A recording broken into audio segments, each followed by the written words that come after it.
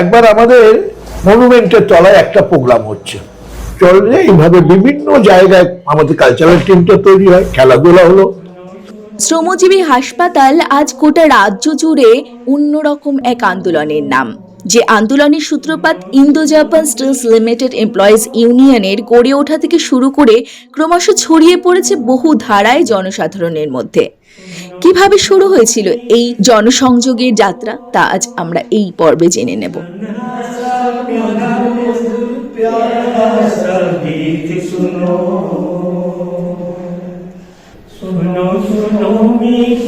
মানুষের সঙ্গে যোগাযোগ বাড়াবার চেষ্টা করি।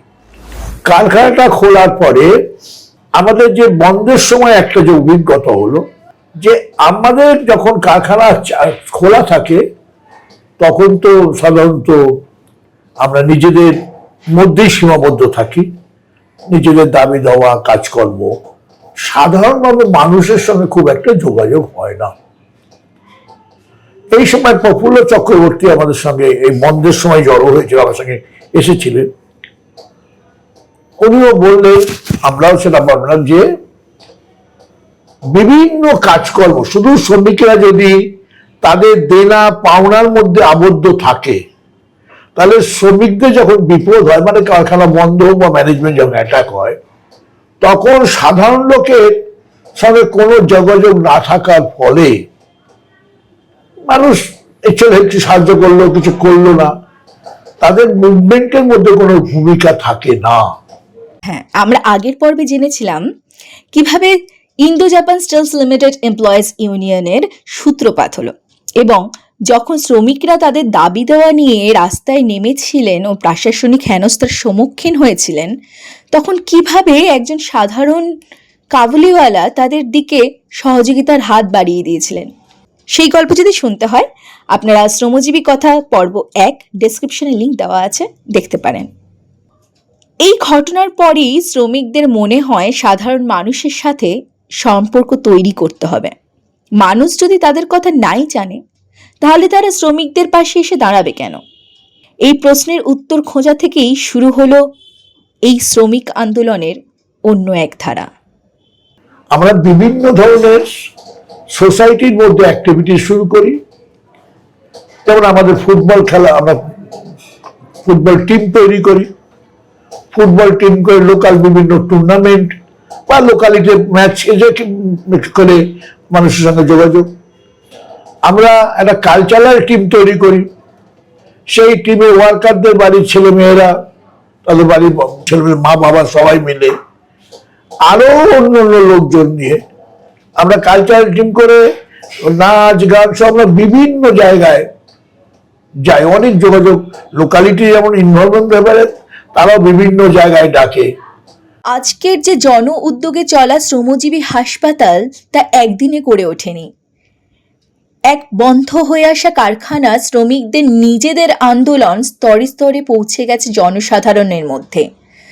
যারা সমাজতত্ত্ব বোঝেন তাদের এটা বুঝতে অসুবিধা হবে না যে এরকম এক নজিরবিহীন হাসপাতাল গড়ে ওঠার ইতিহাসের মধ্যে প্রসঙ্গক্রমে আমরা দেখতে পাবো সংগ্রামের বহুমুখিতা।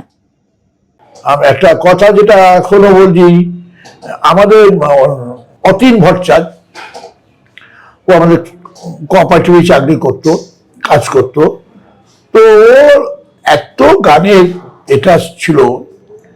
একবার আমাদের মনুমেন্টের তলায় একটা প্রোগ্রাম হচ্ছে, তখন ওই বাপি ইনকলাব জিন্দাবাদ এই গানটা এত স্পিচ কোট, এত সুন্দর ভাবে, এত স্পিচ, হাই স্পিচে ধরে।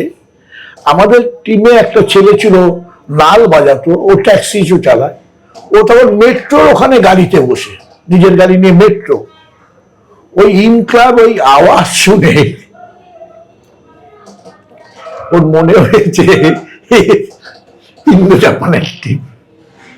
মানে ও গাড়ি নিয়ে চলে এলো, ও গাড়ি নিয়ে ওখানে চলে এলো, এবং ও মানে ওই আওয়াজ শুনে বুঝতে পেরেছিল এটা ইন্দো জাপান ছাড়া হবে না।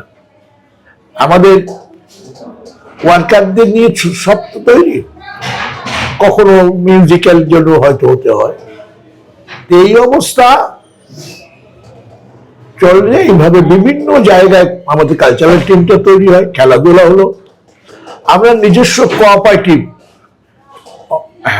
কনজিউমার এমনি ক্রেডিট কোঅপারেটিভে তো আমাদের মানে ওয়ার্কার ছাড়া তো মেম্বার, কিন্তু আমরা কনজিউমার্স কোঅপারেটিভ করে যাতে মানুষ সুবিধার মতো লোকাল আশপাশের লোক মুদিখানার মাল পায় সেটাও আমরা করে এরকম নানান কাজকর্মের মধ্যে দিয়ে আমাদের ইউনিয়ন চলার পাশাপাশি আমরা মানুষের সঙ্গে যোগাযোগ বাড়াবার চেষ্টা করি। জনসংযোগ স্থাপনের এই কাল পর্বে তৈরি হয় মডার্ন কোঅপারেটিভ, যা পরবর্তীকালে শ্রমজীবী হাসপাতালের সূতিকাগৃহ হয়ে ওঠে। তাছাড়াও শ্রমিক কর্মচারী, তাদের পরিবার এবং বন্ধুজনের সহযোগে গড়ে ওঠে সাংস্কৃতিক চর্চার সংগঠন শ্রমজীবী কলা পরিষদ। Indo Japan stills limited employees ইউনিয়নের শ্রমিকদের এই সমস্ত বহুমুখী পরিকল্পনা ও কর্মকাণ্ডের কথা আমরা শুনব পরবর্তী পর্বগুলিতে। শ্রমিক আন্দোলন থেকে শ্রমজীবী হাসপাতাল গড়ে ওঠার যে ইতিহাস, সেই ইতিহাসের গল্প জানতে দেখুন শ্রমজীবী কথা। এই শ্রমজীবী কথা শুনতে আপনারা চ্যানেলটিকে সাবস্ক্রাইব করুন ও বন্ধুদের সাথে শেয়ার করে নিন।